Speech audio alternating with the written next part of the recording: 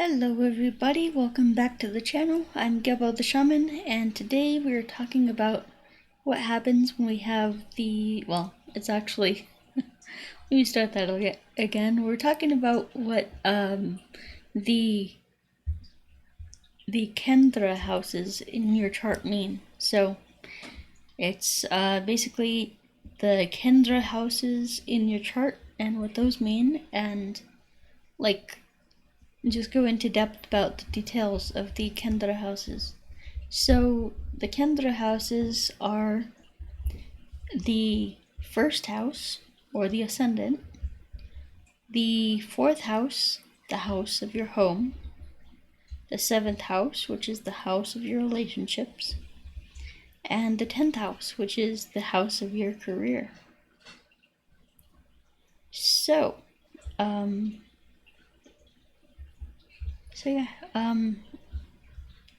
basically, the Kendra houses are basically the axis of your whole entire chart.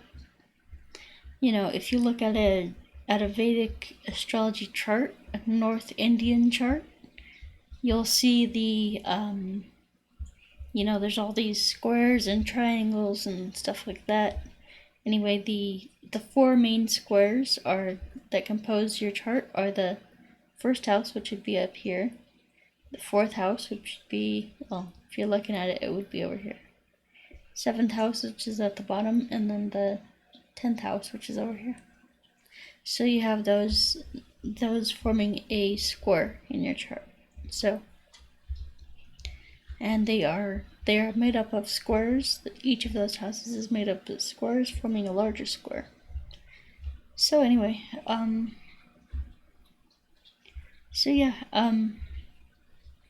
that's the Kendra houses. And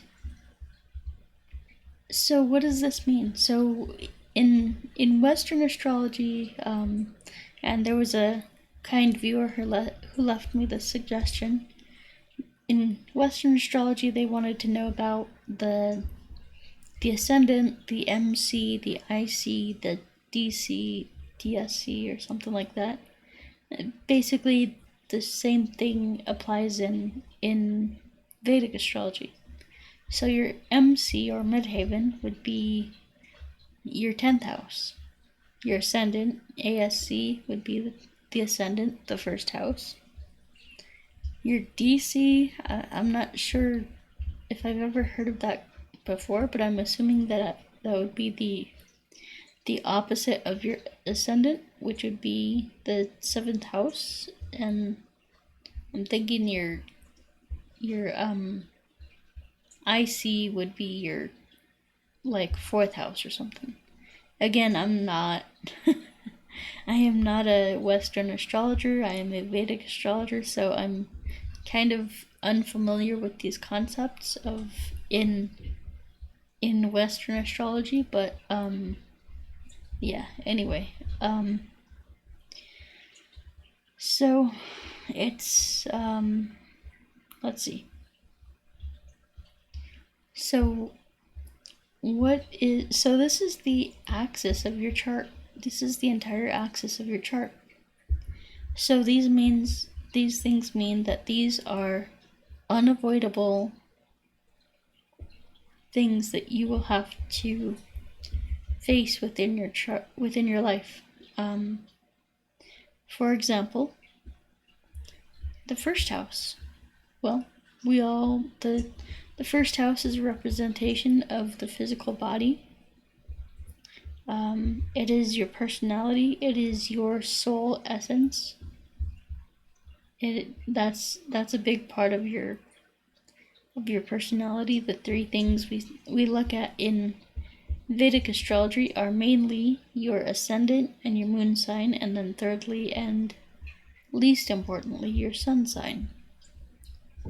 So the ascendant and moon sign are important because your ascendant is your physical body, your way of perceiving the world. It's the cosmic energies that gave you your psychological blueprint at birth. your unique perspective and viewpoint and things like that. So yeah, so that's your ASC, your ascendant or first house. And then so like I said, these are things that we can't live without. Like these are things that we are going to have to face no matter what. So you know, so the ascendant is yourself. You know, everyone who exists is going to have to face their selves, their karma, their blueprint, and psychologically evolve, basically. So then we have the fourth house, and the fourth house is the house of your home and your family and your mother. This is like this is the house of your relationship with your mother, but more importantly, in this context, it is the house of your home. So, every physical being on this earth needs shelter. Now, whether that's living under a bridge or living in a tent, or whatever you gotta do, you need some kind of shelter. That's just a basic human necessity. So you have the physical body, you have the shelter, which is the fourth house, and then you have other people. So the seventh house. So seventh house represents other people. It represents doing like trading in the marketplace, trading goods and services and things like that. We all need to buy food. We all have to interact with other people. As as I experienced today, that can be less pleasurable than I was hoping for. But I mean, yeah. So these are all things that we have to deal with. We have to deal with other people, as annoying as they can be. So, and again, this is seventh house is also the house of marriage.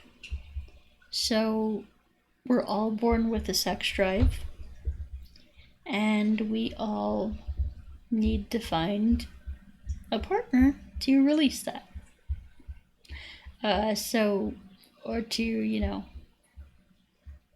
enjoy it, release it, things like that. So,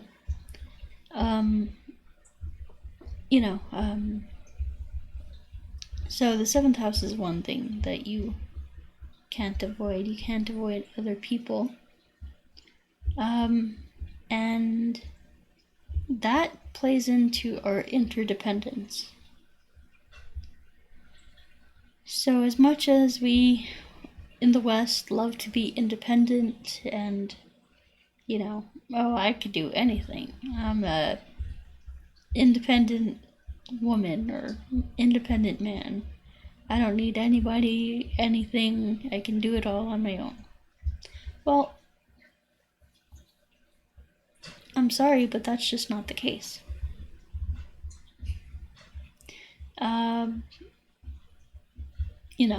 Very few people on this earth are 100% self-sustaining. I would say less than 1%. That means that you milk your own cows, you grow your own food, you do everything, the clothes that you wear, you manufacture yourself. You have that a cotton gin and you use a loom to make, thread and things like that. Nobody does that. So this whole thing about, I'm so independent, whatever. No.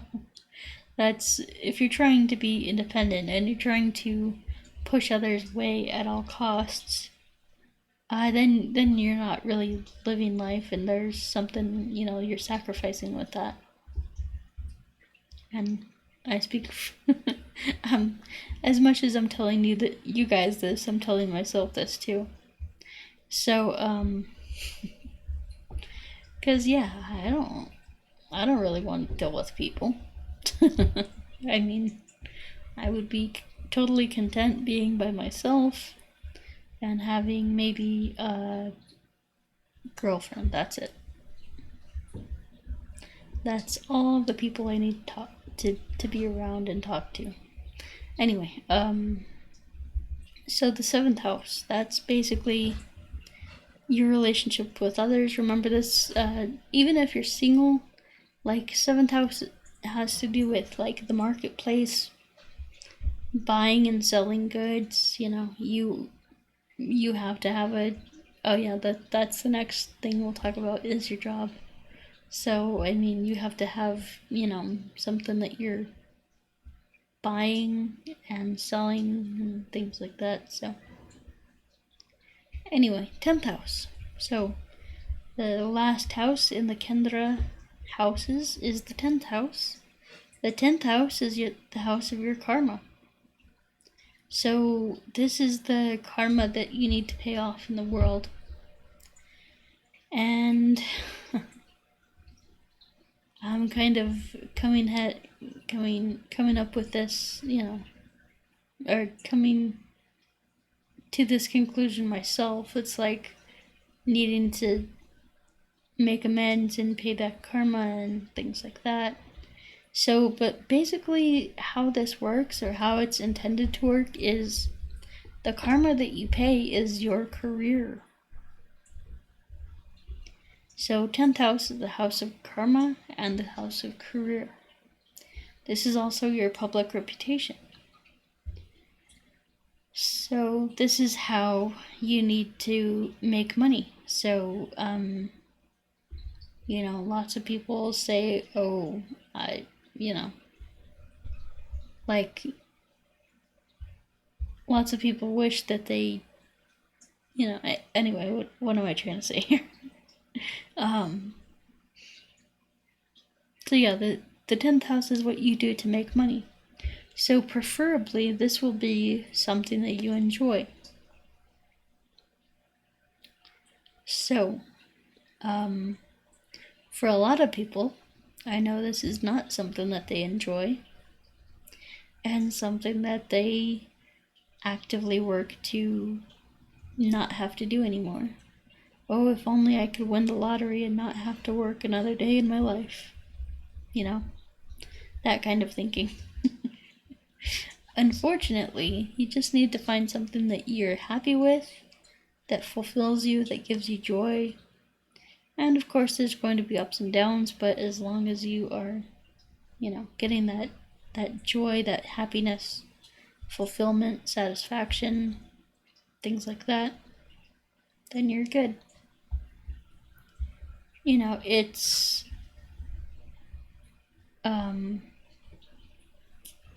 kind of, people often get very resentful at their jobs because they think, ugh, I have to, work another day at this stupid job that I hate, and whatever. But the truth is, your job is, you can do anything you want for a job. Now, whether that's going to pay you as much as you were making at your stupid old job that you hate is another story. But the universe must support you. Here's a law of the universe. The universe must support you when you go after what you want in life. When you pursue your hobbies, your interests, your passions, the things that give you joy, the things that make you happy, when you pursue those things, the universe has no choice but to provide for you and help you. Now, you might not get that mansion, you know, you might not get that mansion that you were hoping for in the, on a beachside and all that stuff. But, I mean, if you're doing what you love, you can bet your butt, bet your life that the universe must support you through that. The universe will find a way to help you, to support you through that.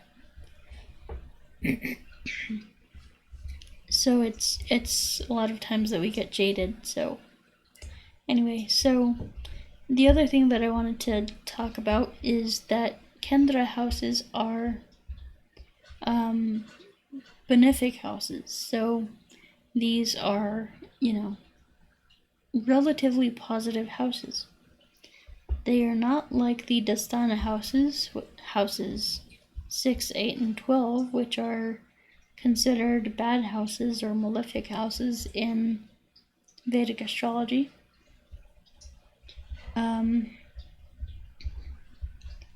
So, it's, it's just kind of, like a benefic houses. So, and then there's the axes involved too. So I'll talk about that next.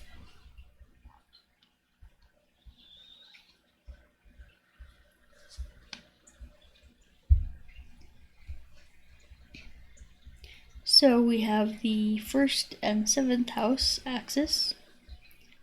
1 and 7 are like this, 1st house is on the top, 7th house is at the bottom.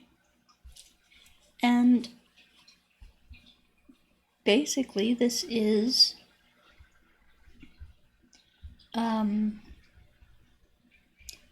the axis of you and your significant other, you and your relationships, you and your business partners, things like that. So it's very it's like that dynamic between you and other people. Remember, 7th house also represents the marketplace. It represents like legal contracts, business partnerships, marriage, things like that too. So yeah, that's like you and others. That's, yeah. So, and then what the 4th house and the 10th house have that axis, and that is your home life versus your professional life. So even though you need to deal with others, you can deal with others in regards to your home life or your professional life. So, so these are kind of the axis of your chart. So again, these are like, you could have any planets in here depending on your ascendant. It's going to be different for each ascendant. But yeah, these are basically, that's the Dastana houses. So, or not the Dastana, the Kendra houses. So once again, these are houses that are, benefic. I want to say beneficent, but I think it's benefic. Yeah, something like that. Anyway, they're positive houses. Anyway, and they kind of form the structure of your entire chart.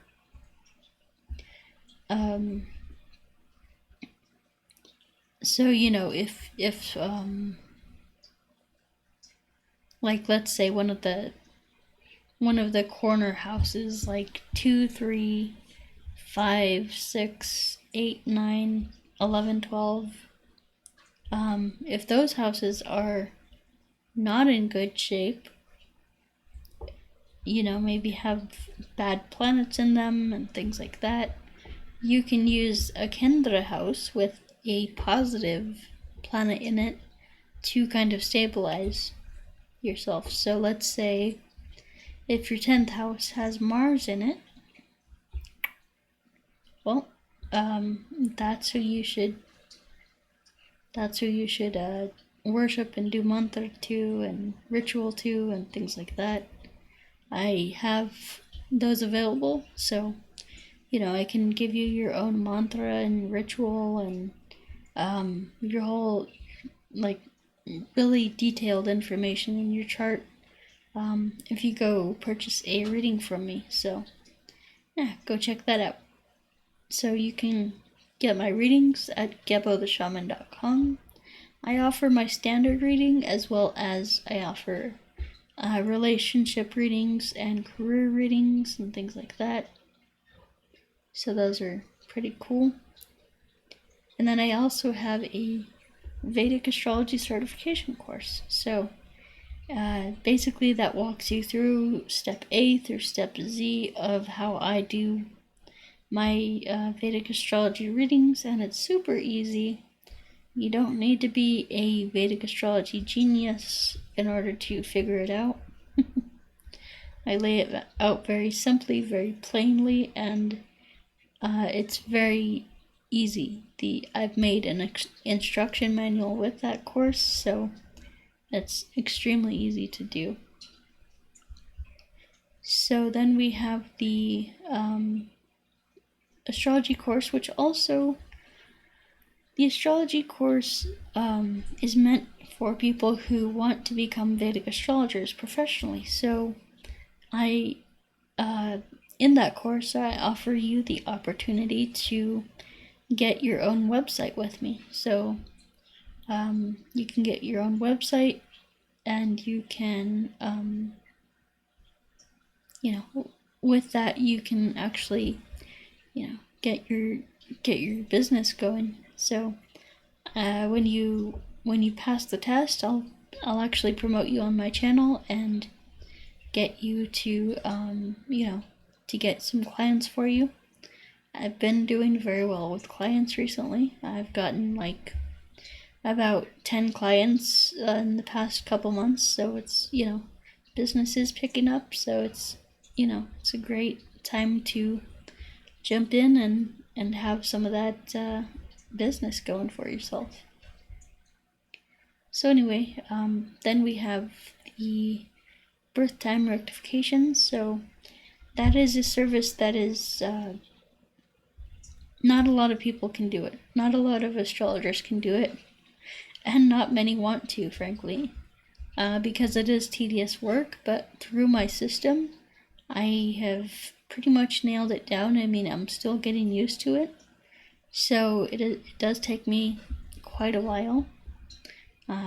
Plus I have a backlog of clients and astrology readings that I need to do. So yeah, it'll take about a month to get that to you. But yeah, it's a great way to find out your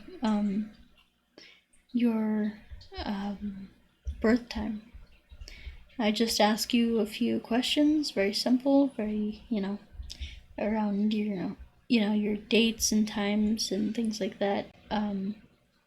So it's very simple, and through those few questions that I ask you, I can actually narrow your birth time down to the span of 1 minute.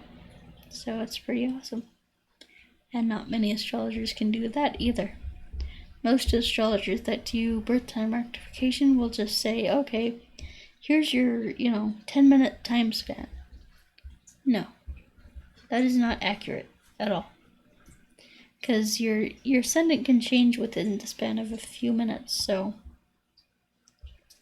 why would it just doesn't make sense. So I get it down to the span of 1 minute, and in that span nothing in your chart changes, and it's good. So then we have the distance energy healing. That's great. That's very powerful, very empowering, very just awesome. So,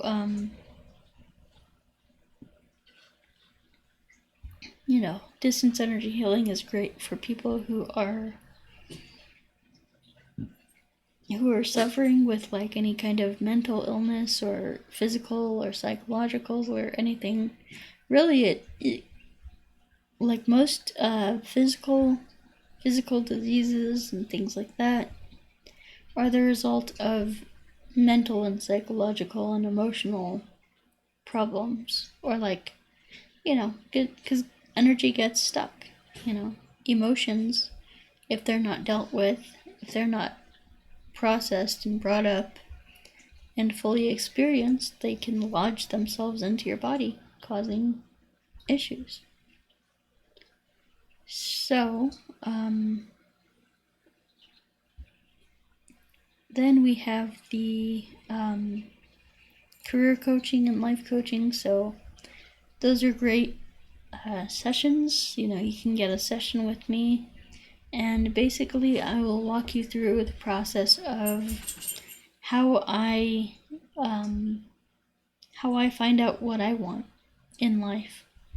And it's a very simple process that, I just walk you through that process, and within the span of an hour, most of my clients are coming back saying that they found out exactly what they want to do.